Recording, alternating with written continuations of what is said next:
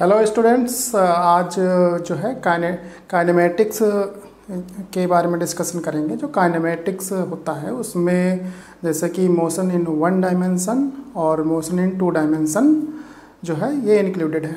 ठीक है, तो काइनेमेटिक्स सबसे पहले बात करते हैं कि काइनेमेटिक्स क्या होता है। ठीक, तो काइनेमेटिक्स में क्या होता है कि कॉज ऑफ मोशन के बारे में नहीं बताया जाता है कि क्या कारण है मोशन का।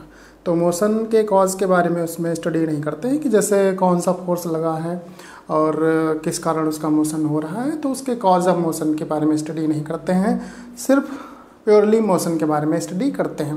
तो जैसे काइनेटिक्स होता है, काइनेटिक्स में कॉज ऑफ मोशन के बारे में भी एनालिसिस किया जाता है, लेकिन काइनेमेटिक्स में सिर्फ मोशन के बारे में ही स्टडी करते हैं कि मतलब उसका फाइनल वेलोसिटी क्या है, इनिशियल वेलोसिटी क्या है, एक्सेलरेशन, टाइम, डिस्प्लेसमेंट वगैरह ये सब हम लोग स्टडी करते हैं।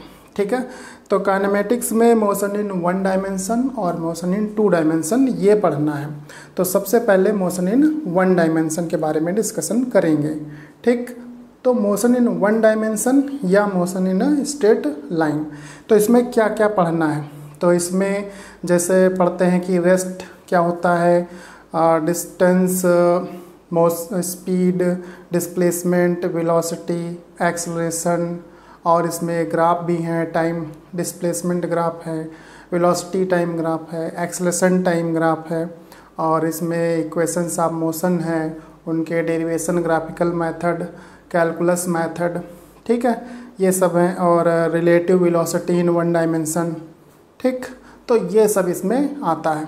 ठीक, तो मोशन इन वन डायमेंशन की बात करते हैं, तो मोशन इन वन डायमेंशन क्या होता है। ठीक, तो मोशन इन वन डायमेंशन का मतलब होता है कि जब कोई ऑब्जेक्ट या कोई भी पर्सन सिर्फ एक स्ट्रेट लाइन में मूव कर सकता है, उसमें आगे मूव कर सकता है या पीछे मूव कर सकता है, बट एक ही स्ट्रेट लाइन में उसका मोशन हो, तो मोशन इन वन डायमेंशन कहलाता है। जैसे कि मान लिया ये कोई एक स्ट्रेट लाइन है और इस पे कोई पर्सन जो है, ठीक है, ये मूव करता है, तो वो आगे मूव करेगा। ठीक है, यहाँ पे मान लिया जब आ गया वो, तो पीछे मूव करेगा, तो वो इसी लाइन में आगे मूव करेगा या पीछे मूव करेगा। ठीक है, तो इस तरीके के मोशन को बोलते हैं मोशन इन स्ट्रेट लाइन या मोशन इन वन डायमेंशन। ठीक, और अगर कोई पर्सन या ऑब्जेक्ट जो है वो जैसे मान लिया कि ये बोर्ड है, तो वो ये ऐसे मूव कर रहा है ऊपर की तरफ, ठीक है, और फिर ऊपर से नीचे की तरफ, और वो इधर भी मूव कर जाए, फिर ऐसे मूव कर जाए, तो इस तरीके का मोशन क्या कहलाता है, मोशन इन टू डायमेंशन। ठीक, या मोशन इन ए प्लेन। तो अगर मान लिया कि जैसे कोई इंसेक्ट है और वो इंसेक्ट इस बोर्ड पर मूव कर रहा है, तो वो ये मान लिया एक्स एक्सिस है और ये वाई एक्सिस है, तो वो एक्स एक्सिस के अलोंग भी मूव कर सकता है और वाई एक्सिस के भी के अलोंग मूव कर सकता है। तो जैसे वो ऐसे गया, ठीक, फिर ऐसे गया, तो वो क्या है, एक्स एक्सिस के अलोंग भी मूव कर सकता है, वाई एक्सिस के अलोंग भी मूव कर सकता है, तो उसका मोशन जो कहलाएगा टू डायमेंशन मोशन कहलाएगा या मोशन इन ए प्लेन कहलाएगा। ठीक है, इसी तरीके से कोई बर्ड है मान लिया और वो स्पेस में उड़ रही है, तो उसका जो मोशन होगा वो मोशन इन थ्री डायमेंशन कहलाएगा, मतलब वो एक्स वाई जेड तीनों ही एक्सिस के अलोंग वो मूव कर सकती है। ठीक है, तो इस तरीके से देखते हैं कि मोशन इन वन डायमेंशन का मतलब होता है कि कोई भी एक स्ट्रेट लाइन में ऑब्जेक्ट आगे या पीछे मूव करता है, तो उसका मोशन इन वन डायमेंशन कहलाता है। ठीक, अब इसमें जो है रेस्ट और मोशन के बारे में बात करते हैं कि रेस्ट क्या होता है और मोशन क्या होता है। ठीक है, तो रेस्ट एंड मोशन, तो rest and motion these are relative terms. ठीक है, ये दोनों ही क्या है, रिलेटिव टर्म्स हैं।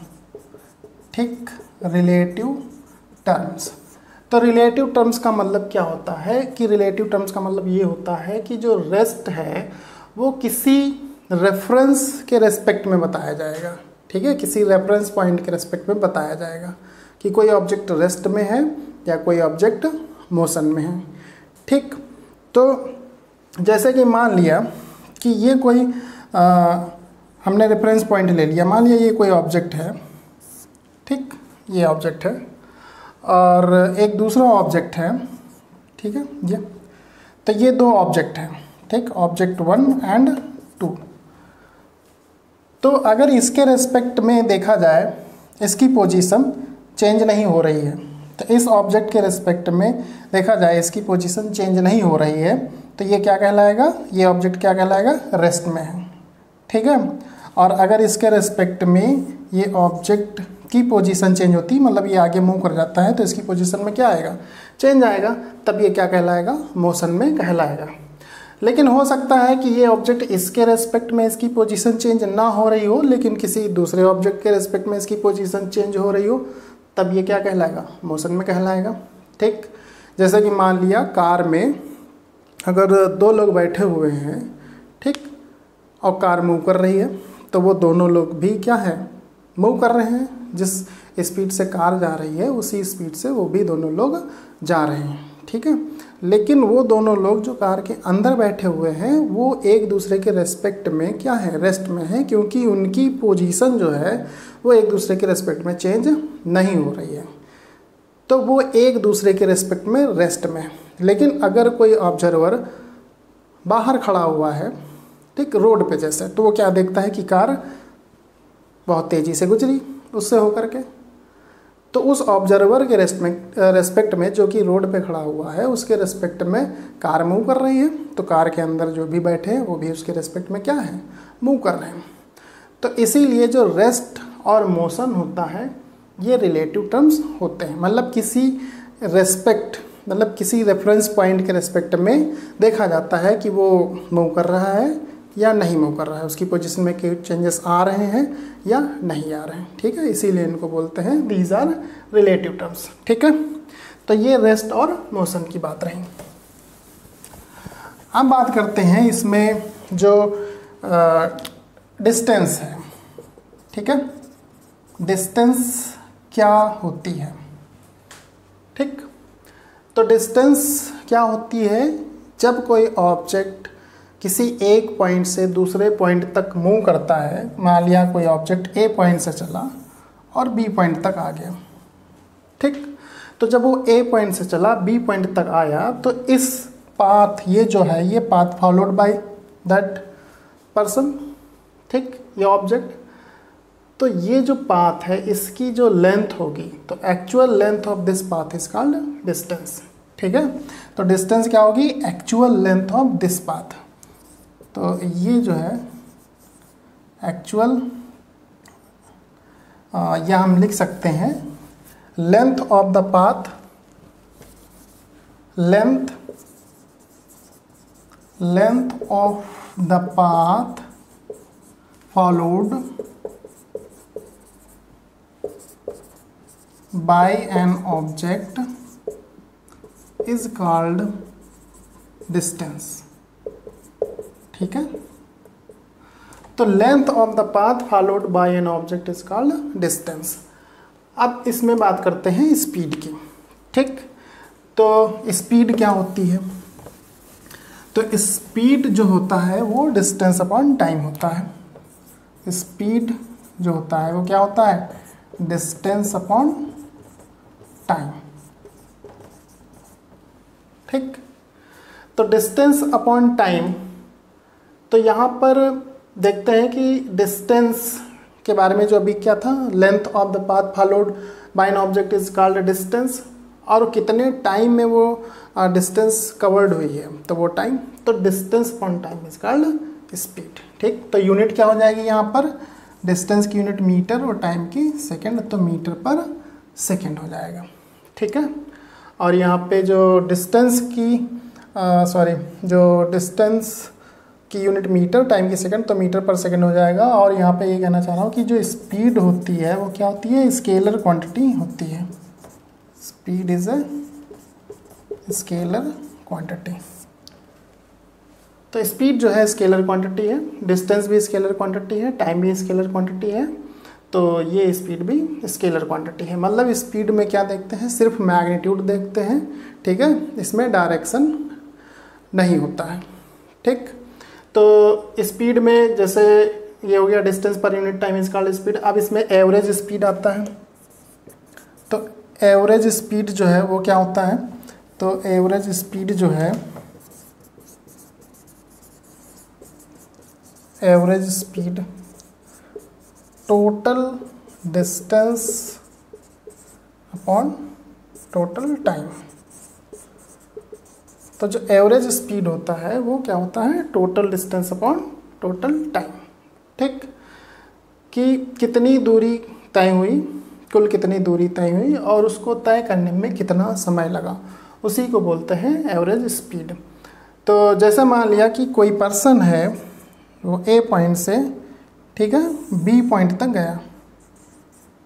ठीक, और ए से बी तक की जो दूरी है वो है 80 किलोमीटर, और इसको कवर करने में जो टाइम लगा वो 2 आवर। ठीक है, तो जो एवरेज स्पीड यहाँ पर कितनी हो जाएगी, टोटल डिस्टेंस हो गई 80 किलोमीटर और टोटल टाइम है 2 आवर। ठीक, तो एवरेज स्पीड हो जाएगी 40 किलोमीटर पर आवर। ठीक है, तो एवरेज स्पीड का मतलब होता है total distance upon total time. ठीक, और अब इसी में आता है एक टर्म इंस्टेंटेनियस स्पीड। ठीक, तो इंस्टेंटेनियस स्पीड की बात करते हैं। ये सब चीज़ें जो है इसके बारे में प्रीवियस क्लासेस में भी पढ़ चुके हैं आप लोग, जैसे कि क्लास 9th में ये मोशन चैप्टर के बारे में। ठीक है, तो इसीलिए इसको जो है, इसको मैं बता रहा हूँ, थोड़ा सा रिवाइज करा रहा हूँ। इसमें फिर जो आता है instantaneous speed, instantaneous speed. Instantaneous speed जो होता है वो क्या होता है, speed at any instant, speed at any instant.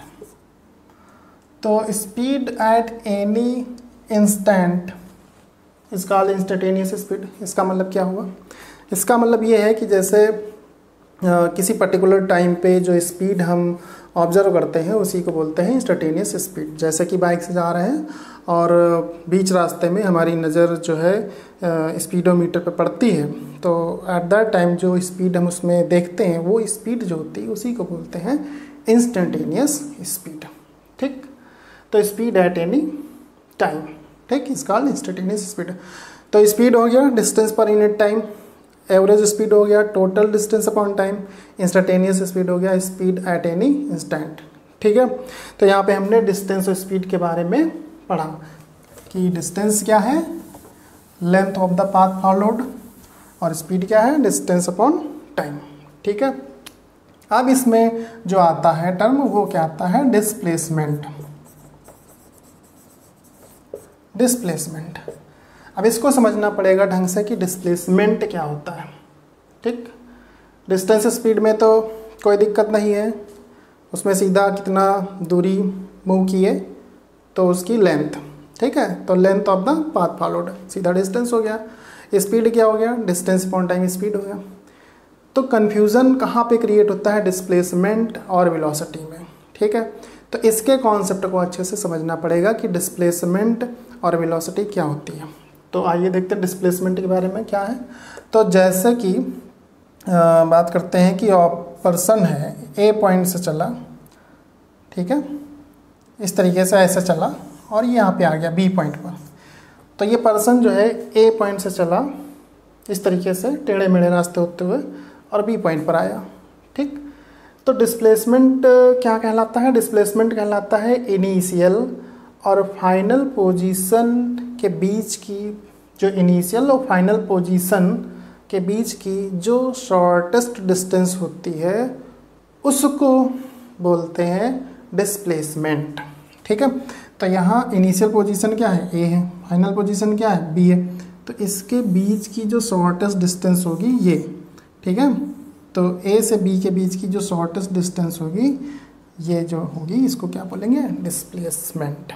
ठीक, तो ये जो दूरी है इतनी, ये शॉर्टेस्ट डिस्टेंस है ए और बी के बीच की। ठीक, तो ये डिस्प्लेसमेंट हो गया।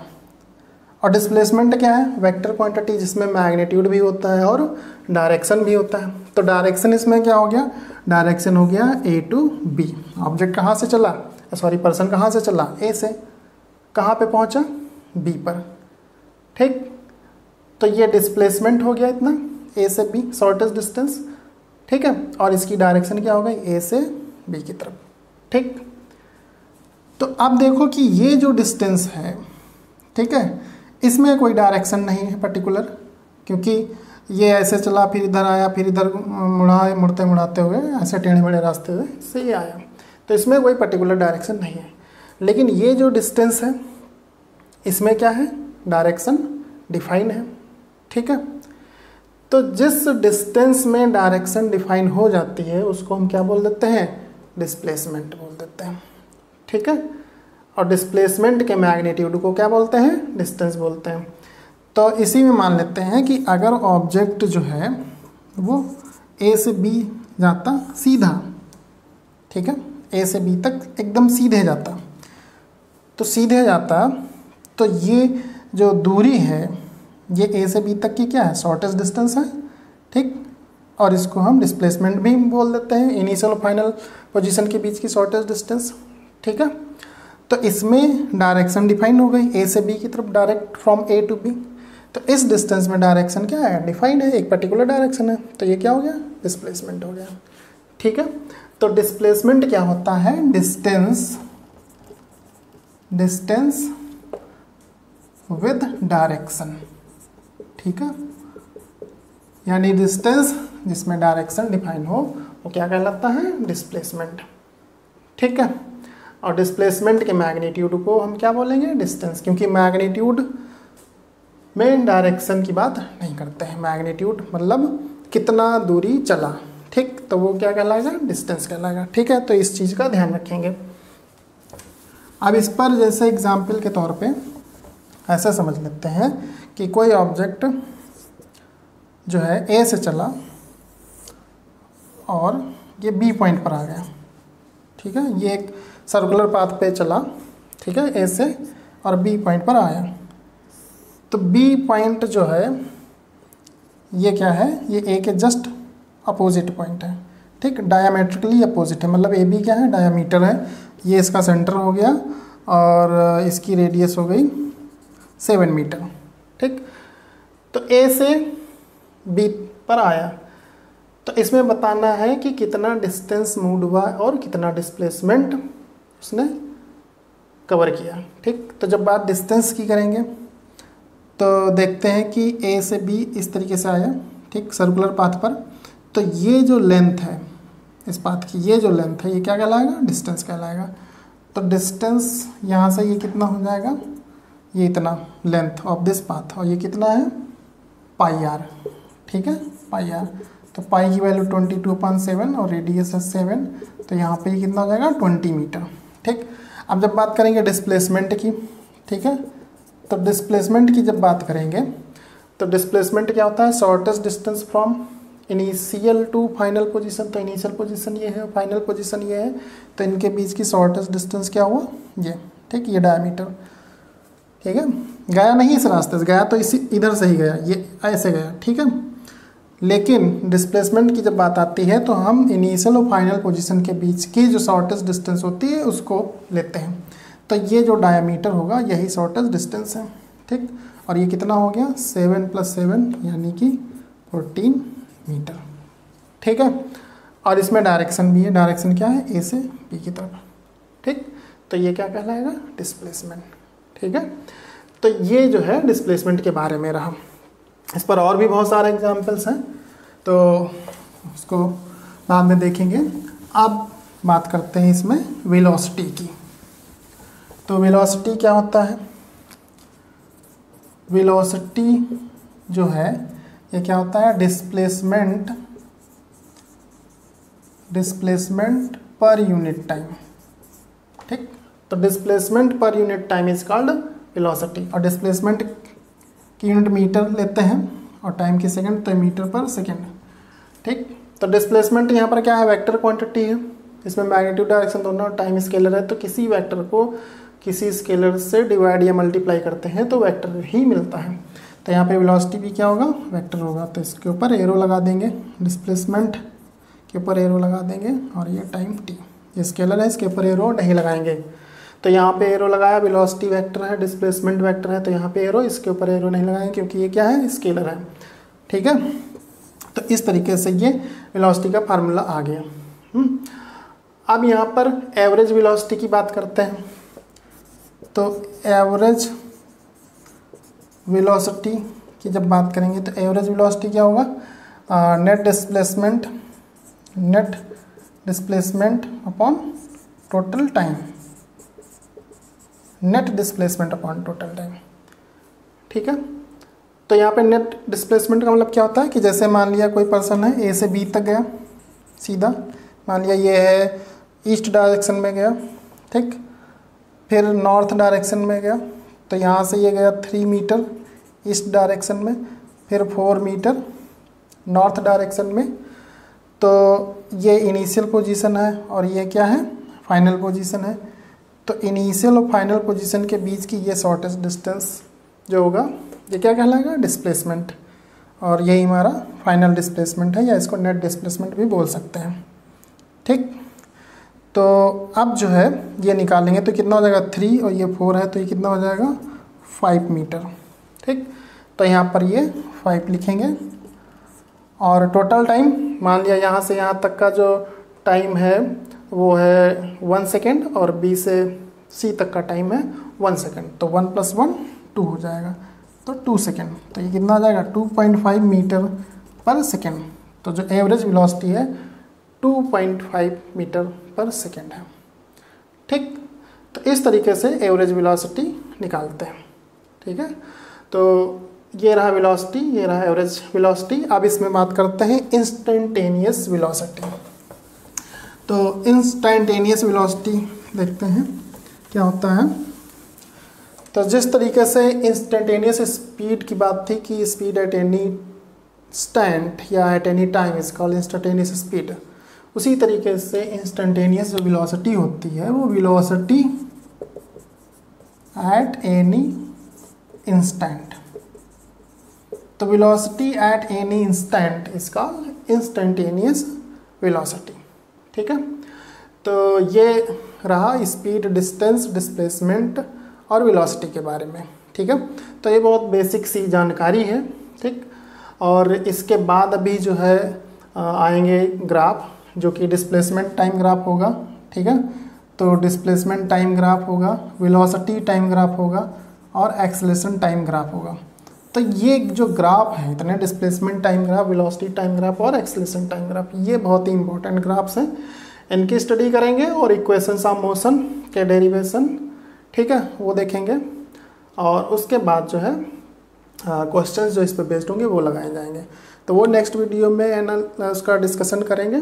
ठीक है, तब तक आप इसके बारे में इतना जो है इसको पढ़िए ध्यान से, अच्छे से, स्पीड, डिस्टेंस, वेलोसिटी, डिस्प्लेसमेंट के कॉन्सेप्ट को अच्छे से उसकी स्टडी कर लीजिए। फिर नेक्स्ट वीडियो में जो है इसके आगे का देखते हैं। ठीक है, तब तक के लिए इतना ही रखते हैं। Okay, thank you student.